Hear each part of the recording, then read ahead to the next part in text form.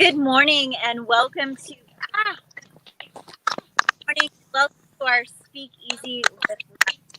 We welcome a beautiful women today share their story about how they are through some of the journeys they've overcome in their we speak of sexual violence prevention month and really want to highlight some of the amazing women of today that have walked through some challenging journeys and have overcome some really beautiful modalities in healing, and give them an opportunity to kind of share with us all what it feels like to be a woman today, after going through such trauma, and being who they are today, and not only being who they are today, but being an empowered woman that is healing and that is thriving in their own world right now.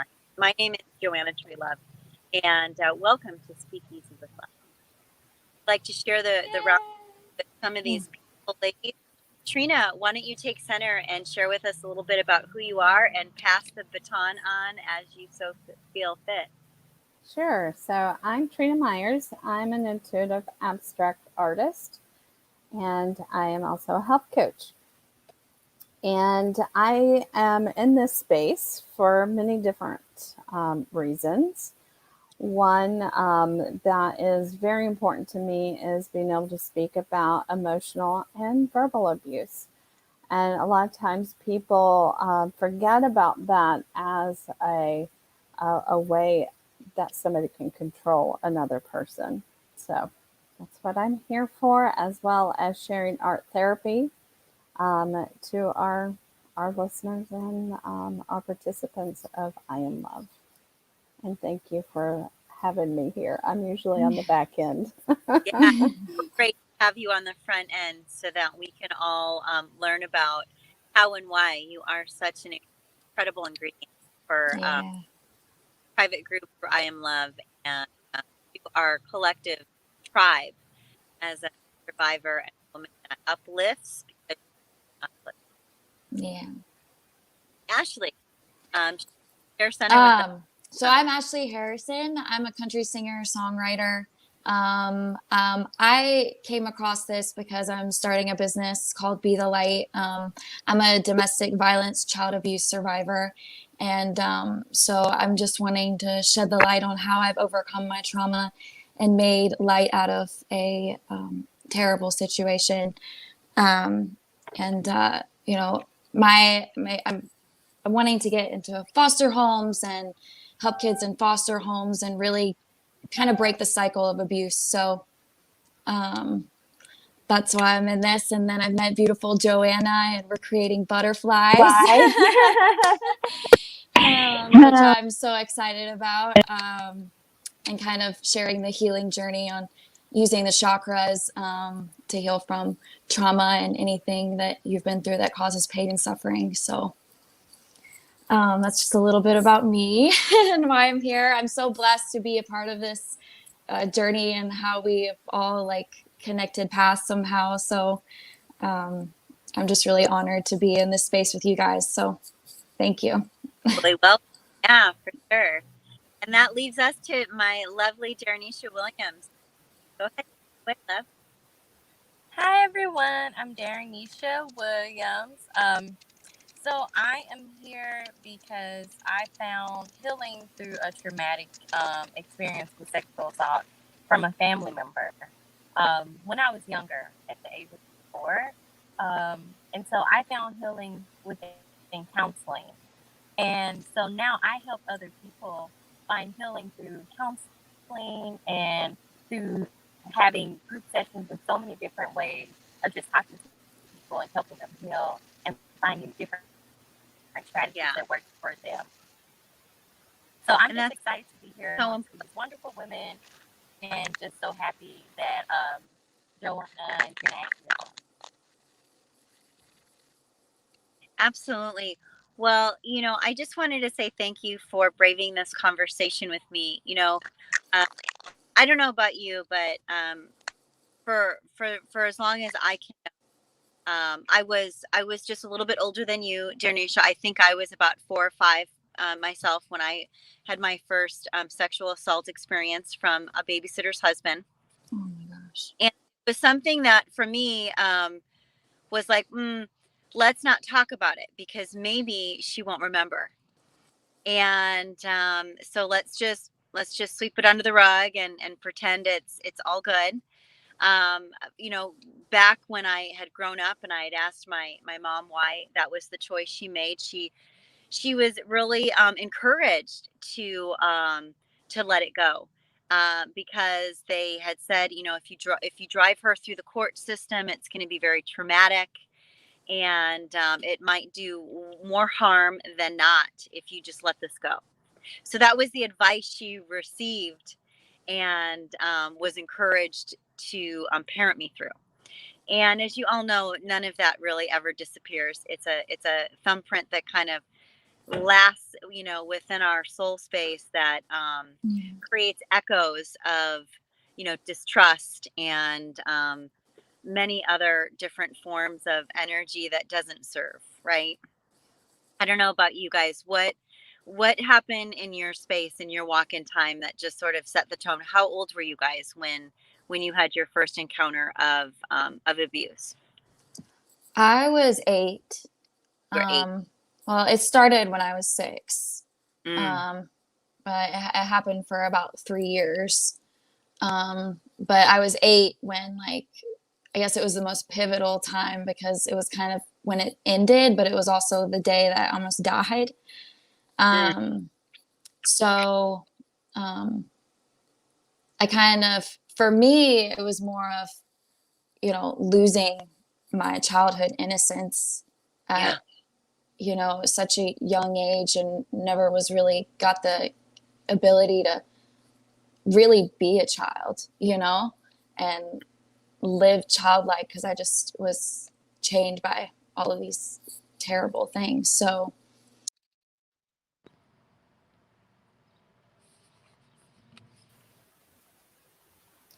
Well, we lost Ashley. She'll be back in a minute, I'm sure.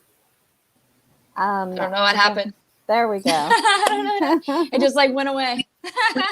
Back, But yeah. Um, And how about you, Trina? How old were you when you started to really understand the dynamic of verbal and emotional abuse as a child? Well, the verbal and emotional abuse happened as an adult for me. Ah, But I did have something that did happen when I was younger, that I'm still processing, as you and I have spoken about before. yeah, yeah. And without going into details, what it has done as an adult, anytime something, an employer or employee has says, no, I'd like for you to do this instead of, or can we do this? It's nothing that I was getting in trouble for, but yet inside that little child felt yeah. like they were in trouble.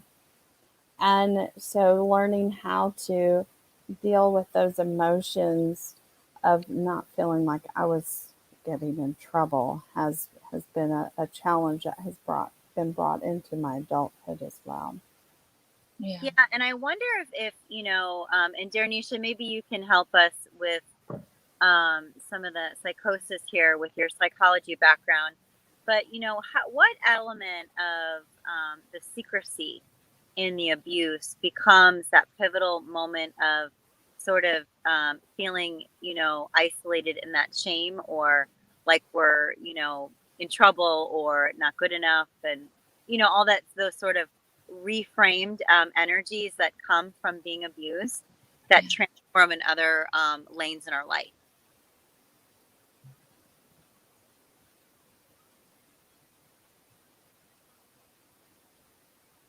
The element of internet's lovely. Yeah, my goodness. Yeah, I know. I know a place of relation that Yeah. for me, especially when I speak with other survivors, one of Yeah. the common denominators that we all share is very much what Trina spoke to, is that internal, for lack of better words, suffering, Yeah. carry, almost like a cross, that Yeah. we're life that feels heavy, Absolutely. and not necessarily the reality of what is, Yeah. but there's something that sets in from those moments of violation that have trended my life, that I've Oh had to yeah. overcome more than the pain of the abuse itself. Yeah. I agree with that completely. I feel like what comes after the abuse is kind of worse than dealing with the abuse itself, because you get out of it, but they've done so much trauma Yeah. that All you right. don't, you don't make the right decisions for yourself. Yeah, You well, know? our rationale is very jarred, Yeah. dated, Yeah. Yeah. Because it comes I from insecurity and feeling that you're not good enough for anything or anyone, and you're craving this love that Yes. is just not Yeah. real, and you get it from, unfortunately, some of the most toxic situations, and then you have to end up healing from that, and Right. it's It's just a just like a never-ending snowball. cycle. Yeah. Mhm. Yeah. I found even, in my teenage years, when I was 16, I was held by a group of guys, and So them sorry. filling me up, kissing on, just I'm forcing so themselves sorry. on me. But instead of going and telling people about this, that, oh well, from what happened when I was younger, Right. you know you just you think differently, Yeah. and you think you're damaged goods. It's the shame, It's yeah, It's the yeah, shame. And then there's I think, like on top of that, so like you're feeling that as it is, which just sucks, right? But then, I mean, I don't know if you guys can relate, but I went through this. Well, I'm going to overachieve somewhere else to Mhm. accommodate for that feeling. Yeah. yes, And then I absolutely. crushed on myself Mm-hmm. so many other spaces that didn't feel good either. And Yeah. it was almost as if I was self-inducing abuse that Yeah. was sabotaging my success. Yes. I remember cycling through patterns in my life and reoccurring unhealthy relationships because I was attracting that energy from being in that self-sadistic space. And I swear, I mean, it wasn't an intentional thing, Yeah, of course. It never is. derivative of what was going on in my own personal unhealthy mind chatter. Yeah. It wasn't until I started to clean up my filters and learn how to diffuse energy, and that's sort of why um, you'll hear me talk about belief systems a whole heck of a lot, because I check in with my belief systems regularly, because sometimes I realize, gosh, I'm believing something that is not in alignment with me just because Yeah. what I know Yeah. or what I've seen or what, right? Yeah. Mhm. And or what I've seen someone else do, and I'm like, okay, that maybe that'll work for me, but Yeah. never really did. No. And it's been a process indeed to keep myself learned Yeah. for who Yeah. I am. Yeah. And a big awareness I had, and tell me if you can relate to this, and this came from my daughter. My daughter, unfortunately, was raped by the person that I was experiencing the domestic violence from, and I I'm didn't. so sorry. Yeah, I'm so sorry. I didn't know when it was happening. I didn't know until I was out of the relationship, and then it was too late to save, fix, or defend, protect. Right, all those Yeah. things do.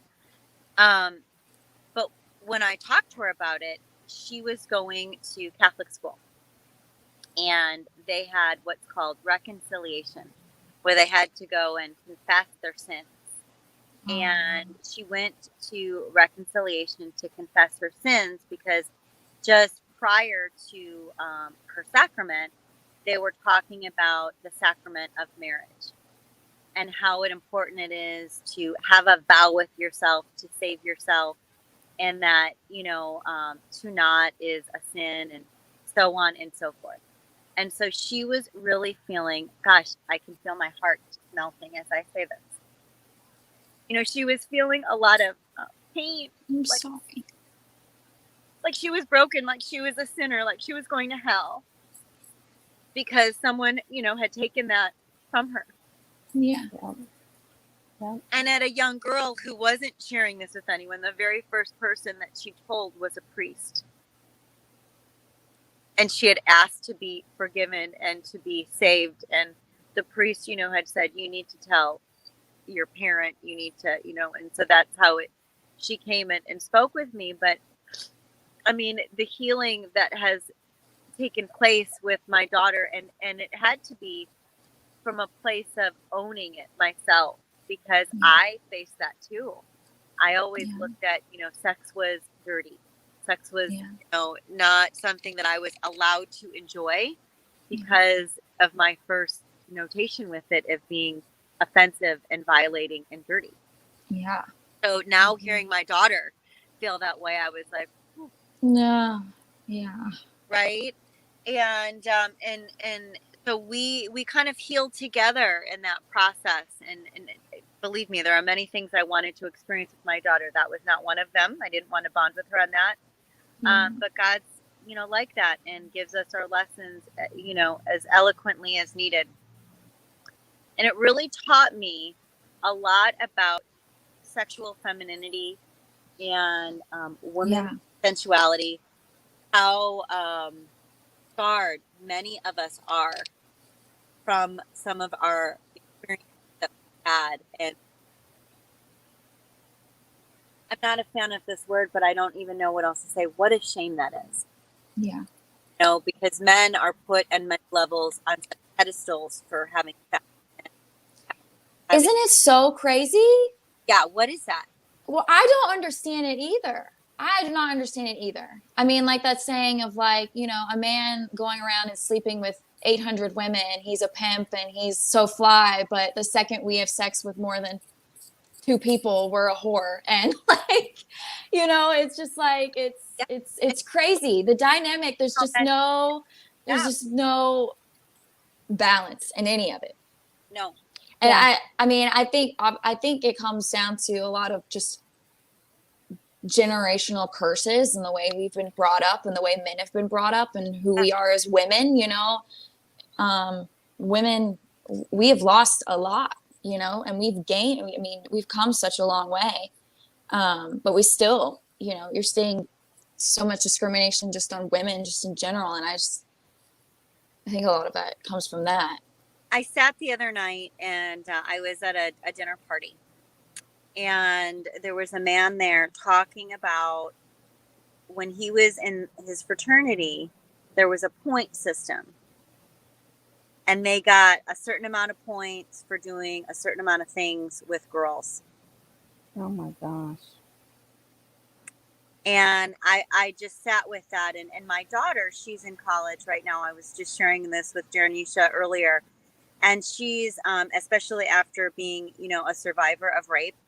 Yeah. She is a freshman in college, and she is deathly afraid of going into a fraternity and going to a party because, she's Don't like, blame I'm not her. going into that dark basement where boys are roofing girls. 2 weeks into, school, her roommate was raped from being roofied. And these things, even though we want to really embrace the fact that we are empowered and we are surviving, fortunately or unfortunately, these things are still happening.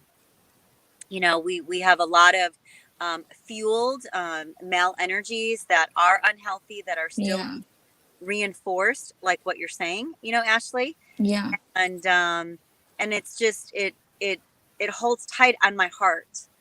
I'm a loving person, and I'm by nature very nice, but boy, you want to see me not be nice, let's keep talking. These are the things that get me going. Yeah. Welcome back, Jeranisha. We lost you for a second. Can you hear us, Jeranisha?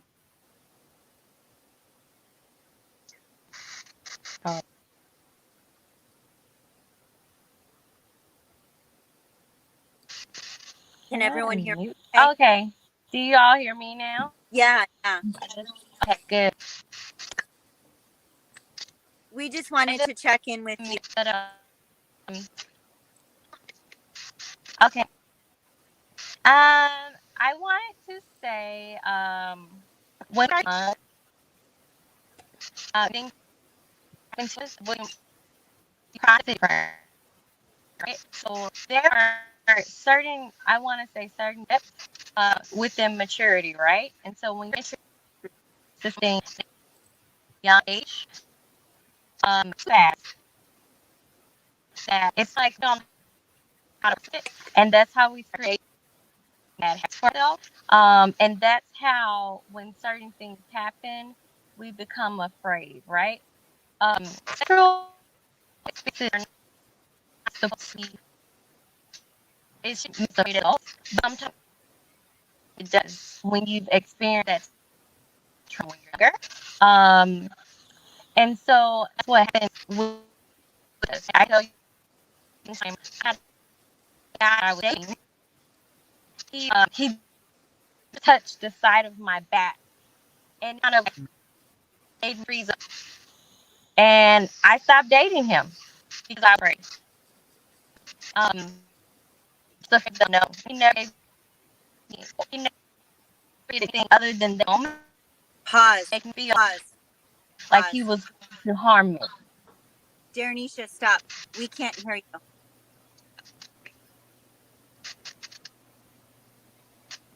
Okay. Try again.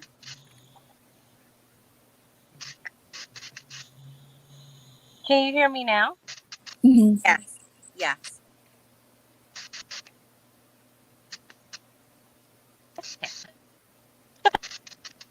Okay, so I just think that some of the that I have experienced I studied as a certain like you have on a certain way. I feel great. And that just came from the Dang. and so We can't hear you. talking.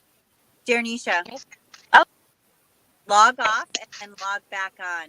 We can't hear you. okay.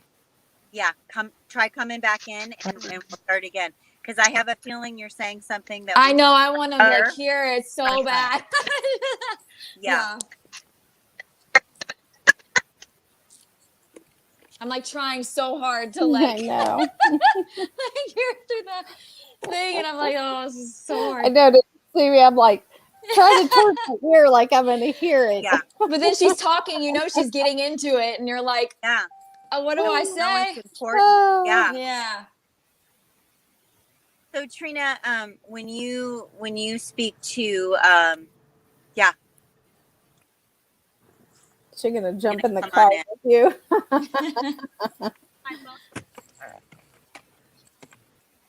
We are streaming this live from Los Angeles. I'm gonna come over. Come on in.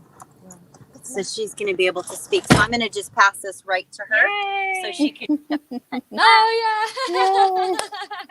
That okay. Saying. Yeah. So I was just That's crazy. We That's can't hear. insane. do you hear us now? Yeah. Okay. Oh my god.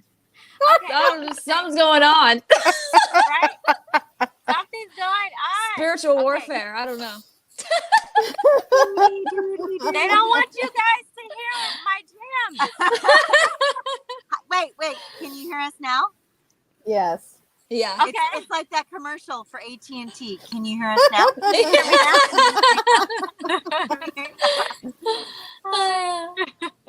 Yay. Yay. Okay. So I was saying that sometimes when we have traumatic events such as a child, it carries over if we haven't addressed it, right? I remember Joanna saying that her mom was basically directed to say that, oh, she'll forget about it, or that's going to be a traumatic experience for her to sit in front of a judge. Well, my mom was directed the same way. Ain't that something? Yeah. And a psychologist actually told her that, oh, she's not going to remember, which is super crazy because I And then remember. It Well, really is so and you- crazy. It is. And you know what? Like, because no one acknowledged me, you know how I remembered? I remembered in the form of nightmares, Yeah. flashbacks Yeah. that Yeah. made me feel like I was crazy. Yeah. And then when Yes. I would ask about it, everyone in my life that was conditioned to be like, no, I don't know what you're talking about. They don't Would want to be talk like, about it. No, They're just like, wait, who? what? Right? What? And Why do you yeah. feel this way? And that's not nice. No, because That it is not invalidates what you've been through, and what you've been Exactly. through And is we so already traumatic. feel crazy by our own rights, and Mhm. hormones will justify that in time. So we don't need extra things like pointing out, like, you're crazy. What are you talking about? Exactly. And that's what I'm saying. Our parents were directed to just say, oh, if we don't talk about it, they won't remember. But it makes it worse, actually. Yeah. If you don't address the experiences and the trauma that happens in the past, it comes at night with nightmares, right? It comes as like flashbacks or just different experiences. When I would go on dates, I would stop dating a guy if they even touched me wrong. Like if they Yeah. touched Yeah. my arm, or I had an experience where a guy even touched my back, my lower back. And I Yeah. stopped dating him because I felt Because uncomfortable. it triggers you. It triggered me. Mhm. It triggered me. Well, and then think about that when again, when it's not being spoken of, right? And it becomes Yeah. this taboo thing that we know happened, Yeah. but we're not going to talk about it. Yeah. Then for me, that leads me to like trust issues. yeah. Oh, yeah. I find in my Major. life that people that are really almost abrasive but upfront and to the point, I trust them more Yeah. than I trust people that don't talk about things. Yeah. Me too. Mm. Me too. And sometimes that's attracted some negative relationships because Yeah. they're too much, Mm-hmm. Yeah. and that abrasiveness is borderline, you know, Yeah. borderline personality, and or something that is Narcissistic as well. unhealthy. Yeah. So I have to really be aware of the people that I choose Yes. to spend Oh, time yeah. with. And I spend a lot more time going in and asking myself different questions because Yeah. I get, like, you know, Dearnish is saying, triggered Yes. by Yeah. the littlest things. Yeah.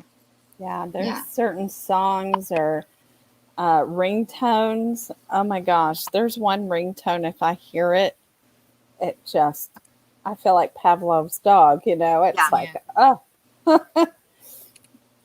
Yeah, it is funny that you say that because I'm pretty triggered by some things too. And it's that same sort of feeling. And even if I haven't been around the energy for a while or Yeah. have no reason for it. And for me, I know that this month, just this month in general, being a spokesperson for domestic violence and sexual Yeah. violence and Yeah. abuse, and using my voice to raise awareness, it comes with a great deal of humble pie and sincerity. And I feel it every step of the way. It's not easy, you know, it's not easy for me anyways. It never gets easier to talk about these things. But what I do find is that as we talk about these things, we are creating a very big wall of protection around us, Yeah.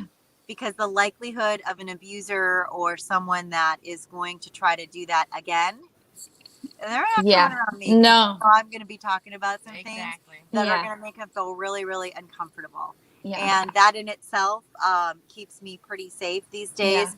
My daughter, she gets really nervous, and you know, bless her heart, having a mom that decides to be an advocate, you know, Yeah. and she's always saying, Mom, I don't want to tell my story, and you know, this is my trauma, and Yeah. you know, I'm afraid I don't want him to retaliate and come after me. And those are real deal feelings. Do any of y'all feel that? Like, does any of you guys have any PTSD or triggered, you know, fear from if you share your story, if that's going to come back to haunt you, whether it's in regards to your parents or your abuser, you know, whatever that is? Absolutely. What does I've- that look and feel like for you? Well, I'm in the process of sharing my story and, you know, coming out with that completely. And that requires basically, lifting a lot of dirty laundry in my family's life and And they coming love in it of when you do that, right? no. Absolutely not. Yeah. And my mom had told me several times, if you talk about this, I will disown you. And so that puts a very heavy weight on my shoulders. But I came from such, like you were talking about, the silence. In my family, it was just deafening because it happened. But then after that happened, no one talked about it at all. And then on top of it, my family was very religious. My dad, he was my abuser. And we grew up in this church where my mom literally was told by other people that if Jesus was on this earth, my dad would have been one of his disciples. So when it came out that, my dad went to jail and all this stuff, this church bailed him out, and then this church just disowned us, and my grandparents disowned us for 3 years. We almost became homeless. Oh, honey, I'm so sorry. It was, yeah, me too. But, God has brought me so far. And, now looking back on it, I would go through all of it again to know exactly, seeing the future of my pain actually being able to help, future generations and break the cycle that needs to end forever. And that's what I think is so supportive for holistic and spiritual arts. Yeah. I think that there's a lot of survivors that, have been violated and are from very sanctioned churches and organizations that leave them to feel like they are sinners or going to hell or, the wrath of awfulness. And it's crazy. I am so faithful to God and one of his children and warriors of life. But for me, it took me a while to heal from that space and to feel whole again. Oh, yeah. So really drawing into the energy of holistic arts and spirituality helped me just find alignment within my own self. Yeah. And an awareness so that when I returned back to church, it was from a different space. Yeah. It wasn't angry. It wasn't feeling wrong, Yeah. Oh, and feeling that guilt and that hook of shame. Yeah. Yeah. Yeah, absolutely. I think my mom, for most of it, she just felt so silenced by her entire family and then the church and went through all of that like she just didn't talk about it. And she deals with, PTSD and anxiety, depression, and those are all real deal energies. And she just doesn't get herself out of it. And so that kind of just haunts the whole environment, at home. I am through my healing. I've done so much healing. When I moved to LA, I got out of a really toxic relationship. I was married to a narcissist and he cheated on me so many times. And I got into another relationship and we moved out here, but it sparked a huge spiritual awakening that I had never experienced before. And I was like, interesting how pain does that, right? Oh my gosh. And so here I am, like, Jesus has always been, my rock. And I've never liked the church, obviously, but I went through some deep anger. And I had to, through this whole process of the spiritual awakening and learning about that and how this has impacted my life and how much through all that it's really healed so much. I've actually seen, such healing in my family too. Like I was telling you, I just went back home after 1.5 years and I told myself I was never going to go back home, and COVID hit and then all of this other stuff. And when I came back home, it's like the family dynamic was starting to change, and my mom is becoming more understanding and more supportive. And when one woman heals, she heals for her collective environment, for her collective. So you did that. Good job. It just blew my mind. Yes. It blew my mind. Like, I'm just saying, like, my mom is not the same person. Yeah, I noticed a difference in my mom too. How about you? Yeah. Oh, yes. Yeah. How about you, Trina? Are you feeling that change within the shift of your family dynamic too, as you've made choices in your life for betterment? Yes. It's interesting is my mother's mom, my grandmother, passed away when my mom was 14 from a house fire. And so our whole family dynamic was just different because she kind of grew up without Yeah. a mom and that motherly figure. And I felt that as a child. And it's just been in the last few years, yes. Like, my healing, Yeah. and I'm seeing her going through some changes as well, some Yeah. positive. And our relationship has definitely gotten better. Yeah. And how did that transcend into some of your adult relationships? You had made mention that you had experienced some trauma in your adult relationships, through the vehicles of emotional and verbal abuse. Yeah. What was that spill in your life like? A lot of trust issues Yeah. obviously came from that. But I'm also learning how to set boundaries, Yeah. and it took a while. It took, That's a huge one. Huge. yeah.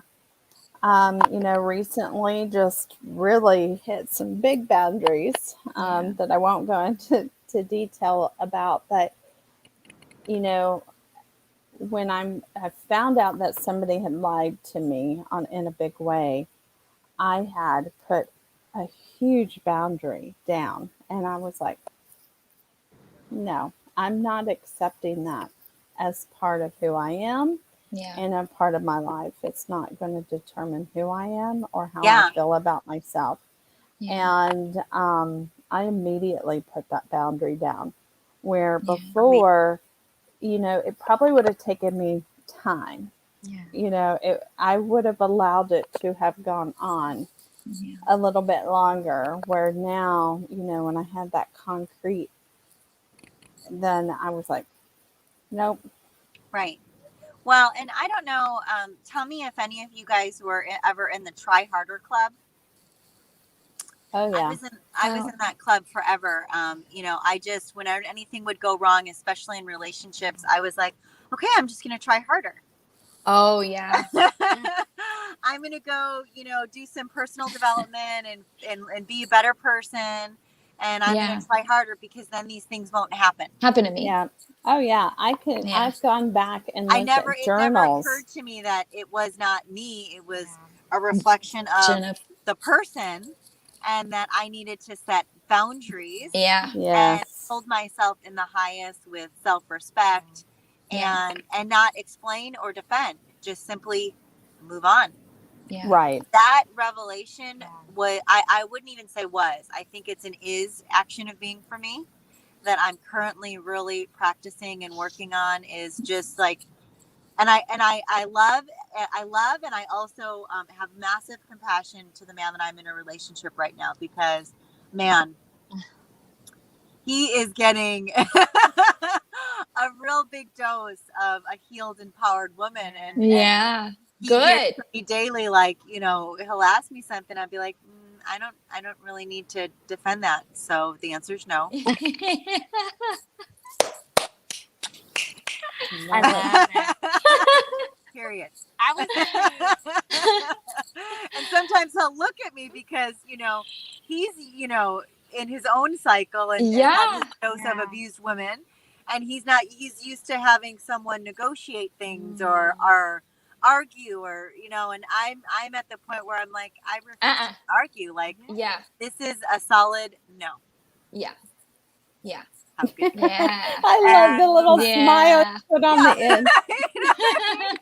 But Nope. I smile because, like, I used to really have a hard time saying no. Yes. And I might say it, but then argue or rationalize or defend the reason why I was saying no was to make it okay for me saying no. Yeah. And I don't even do that anymore. Yeah. I I learned think, to feel really whole Yeah. and confident about my decision yeah.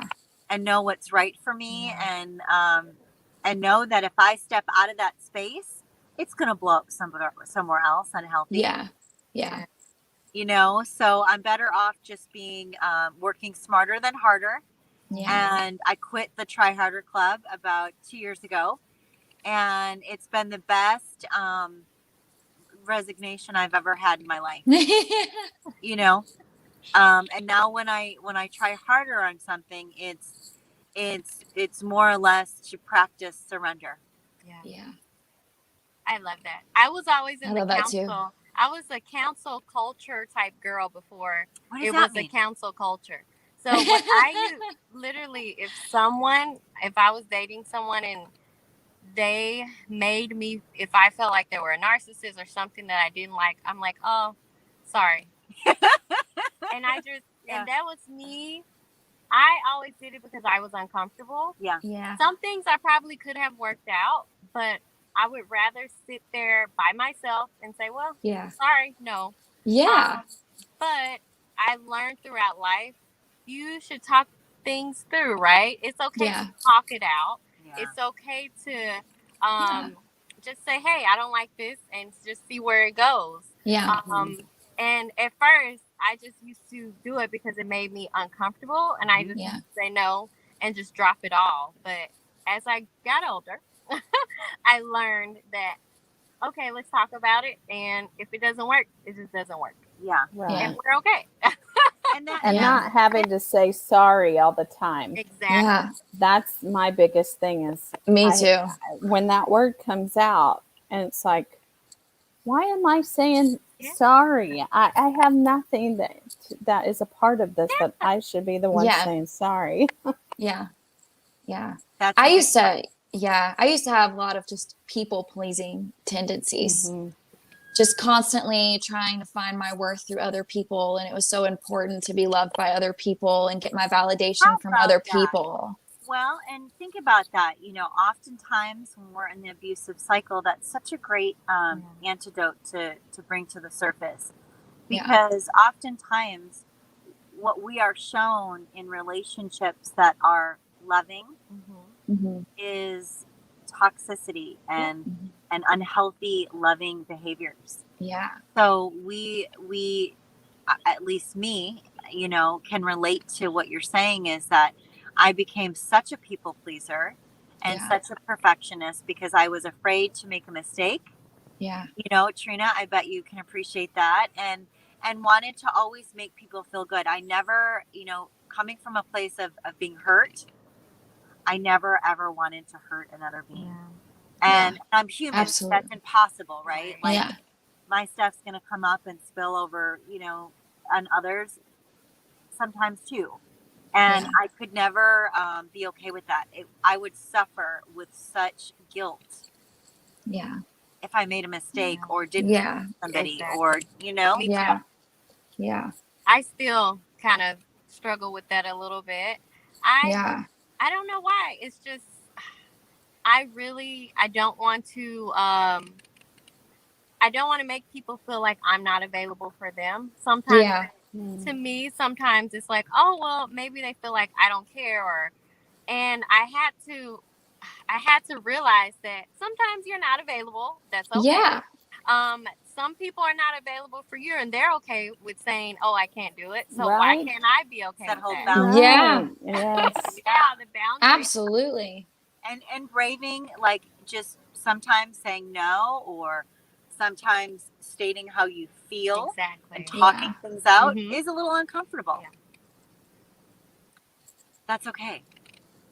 You know, it's okay if we speak with love, no pun Yeah. intended. Yeah. Yeah. We can brave uncomfortable conversations and topics, Yeah. but in a format where we're able to healthy express, Yes. and that in itself means that it's no longer going to be stuck inside of me, which is going to be healthy for me. Yeah. But it also shows the person that we're speaking to that we respect them enough Yeah. to brave a conversation. Yeah. And we respect ourselves enough to share how we feel in a healthy way. Yeah. And there's greatness from that. I think that's how we grow together. Yeah. Yeah, absolutely. Yeah, for me, it's been trying to find the balance, because I do love people and I want to help people, but then I also don't want to, set myself on fire in the process, Yeah. Yeah. Yes. you know? That. Yeah. Mhm. Yeah. So what kind of So, things do you do in your day to day, when you start to hear that mind chatter kick in, or, you get a flashback, or just something comes up that, isn't, kind of spilled out of the container? What, um, what do you do? What tools do you use to support yourself and move through the energy? well, right now I've been writing a lot, and I've used songwriting as a tool to get all of this out. I started songwriting like seriously probably like 2 years ago. And I just being able to write it and sing about it and like just get it out Yeah. has helped me so much cope with all of these feelings and all of this trauma. Um, and then my relationship with Jesus, prayer. Prayer is such a huge Prayer thing for fills me me. up too. It really does. It really does. Yeah. I mean, just sitting there and like, my mom's so funny, but she was like, I've cursed at God so many times, but that's just the relationship we have. And it's just like, I just kind of just leave it all. And he's kind of my person, I just sit down and just share everything on my heart, no matter what it is. Yeah. I know he loves me regardless. He knows exactly what's going on, and he knows, my future and my plan, and, he knows how I feel. And, it always helps just to be able just to pray and Yeah. just let that, just give it all to God. Yeah. Yeah. Mhm. Yeah. Flow it out. Yeah. Yeah, that's what I do too. And I use my art therapy, and two of the techniques. One is blowing paint across the paper, Oh, wow. and that's a physical, Yeah. you're physically releasing. And then the other one is tearing paper up that has been, painted on, and then recreating. Yeah. And that motion of tearing the paper is so just, I can't even explain the feeling of just releasing that energy Yeah. by tearing those pieces, Yeah. but then recreating. And it's like putting affirmations together. It's like Yeah. rebuilding Yeah. and recreating. Oh, affirmations. That's another huge one. Yes. Mhm. Wow, that's Wow. really That's where changed. it came Yes. and, and I mean, yes, I feel lucky that the last three letters of my last name are LO. Right? I know.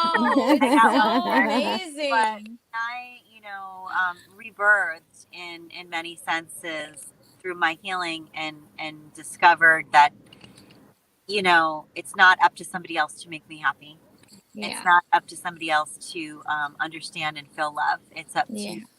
And I think Yeah. that's a departure from our childhood to adulthood Yeah. that is often triggered by a house of pain. Yeah. And that's what I knew, of all the things that I was love, and that was going to be my source to Yeah. do what I was going to do. I'm a physical mover, so Yeah. I love to sing though. I think that's my favorite part about going to church, is singing worship. I don't Yeah. have a voice. I'm not a country singer. So I do my best. Release So? the guitar. I'll turn on the radio station, and people see me. Yeah. I'm like, peace. Yeah. I'm that girl. But I'm a physical mover, so Yeah. I found my release working out. Yeah. I think it helped me heal that masculine energy that I was really angry with, Yeah. by channeling my own inner strength. Yeah. I'm little, so for me, it made me feel that bigger than life sense, Mm-hmm. and my strength. And as I felt my own personal strength, it really brought me more into my heart.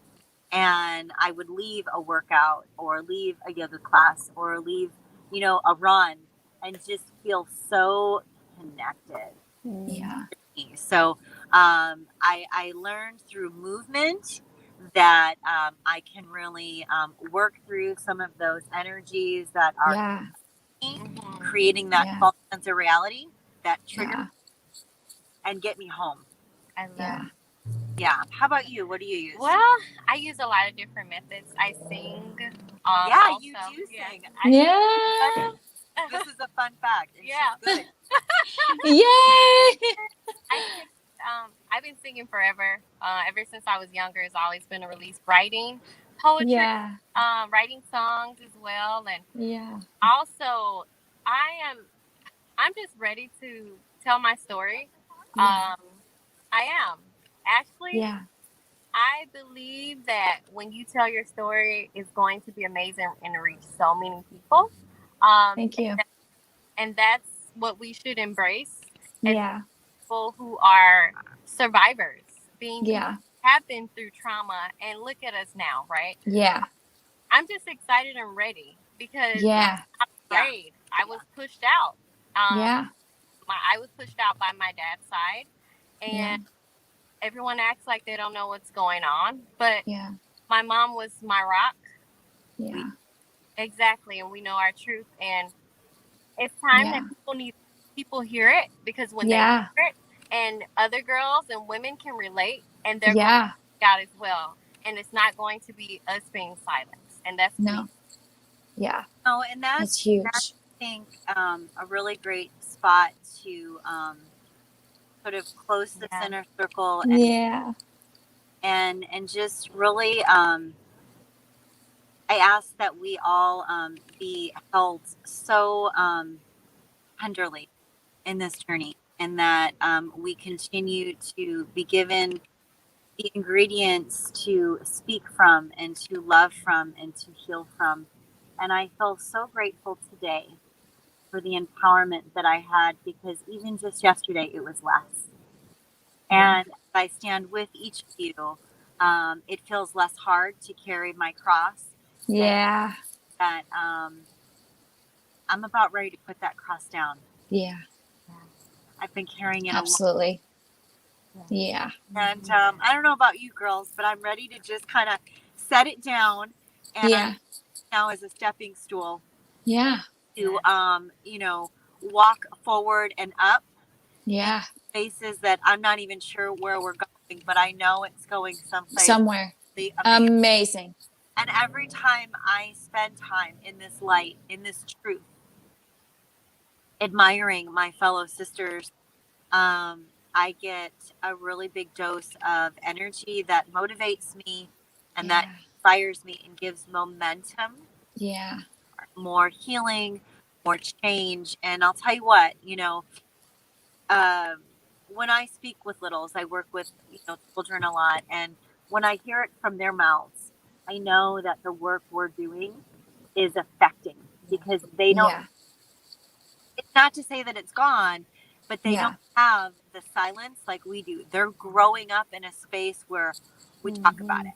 Yes. Right. It's unfortunate that they know about some things, Yes. but you know what? Blessing that they do, because now it's not such a hidden Thing. I mean, the silence you have to go through is it's deafening, Yeah. And just being able to be free and open and be like, this is what happened to me, but it's okay. Yeah. Yeah. And the You more know? we talk about it, the less likely, for instance, when I share things, through social media, Yeah. not only am I going to speak to people that are surviving and have survived, Yeah. but guess what? Those people that are abusing, Yeah. You're convicting them. Yeah. and they have to sit with that, and they need, Yeah. they get to know that, okay, at least I know on that playground, I'm not going to be allowed. Exactly. Yeah. Absolutely.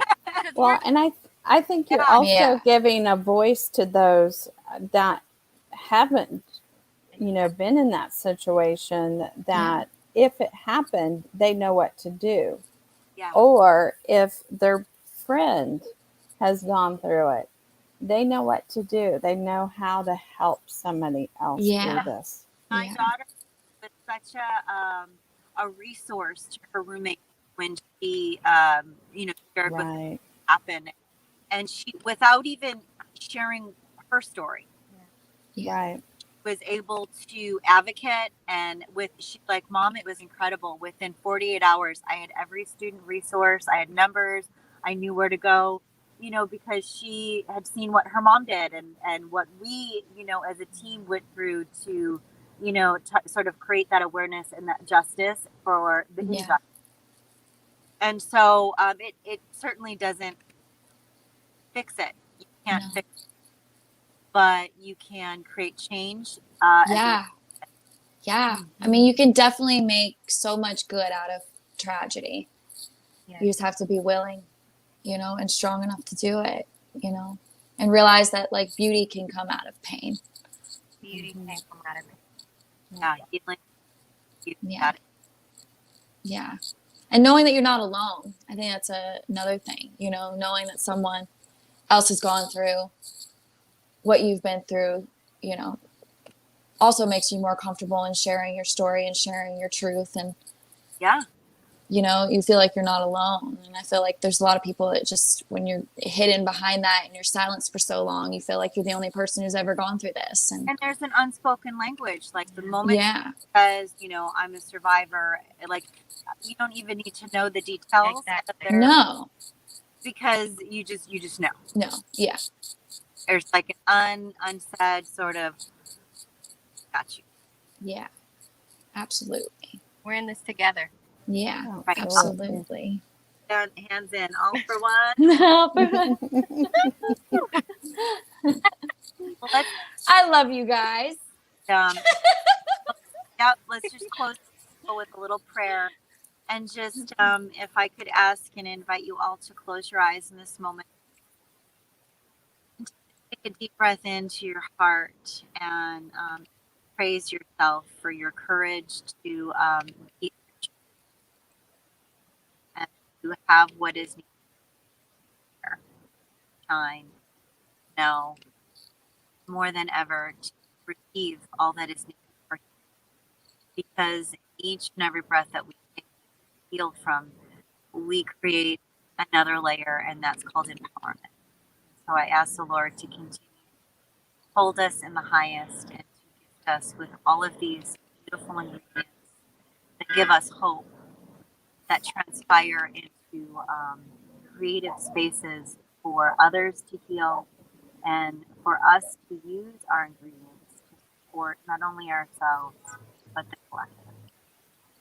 Take a nice deep breath in. And as we exhale, open our eyes into the present moment to see each other. And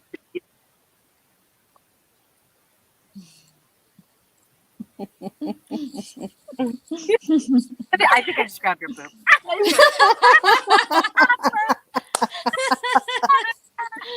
Oh, goodness. Well, you did not. I did. I didn't flinch. Thank you so much for being with me in this light and speaking love. Absolutely. I've enjoyed every moment of this. Take that gorgeous energy with you today and serve you. Because when you do and you put that oxygen mask on first, you have so much more Yeah. to serve and to offer the life in which you love. Thank you so much, angels. I'll see you Thank next you so much. Yes. time. So much love.